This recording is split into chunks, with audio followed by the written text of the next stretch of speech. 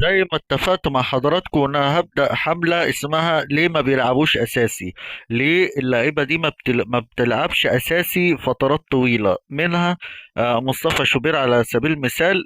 اللي هتقول لي مثلا ماتش امبارح اللي خسرناه من الترجي 3-2، كان ممكن اداء وحش بس لا، هو عنده التكنيك وعنده الحركات وعنده كل حاجة كويسة.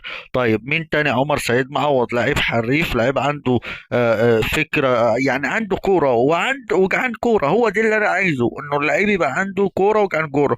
إبراهيم الأسيوطي لا، ما هو محمد هاني بقى ليه حد في الإدارة حاجة زي كده؟ ما هي كلها بالواسطة بقى. أهلي مين بقى وقائد الرياضة في مصر والأهلي معصوم من الخطأ والأهلي مش عارف إيه. يا عم كبر دماغك ده، ما هي كلها ماشية بالحب والوسطات. أمال إيه؟ أنت فاكر إيه؟ إبراهيم الأسيوطي ما يلعبش؟ لا.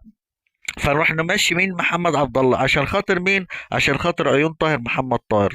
محمد طاهر اللي الكوره اول بص لاحظ كده، طاهر تجي له الكوره بتتقطع الهجمه. الهجمه بتنتهي عند طاهر محمد طاهر. محمد عبد الله لما كان بيلعب بعض الفترات مع النادي الاهلي يعني كان عنده حاجه يقدمها، انما لا، ايه، مشي مشي عشان خاطر طاهر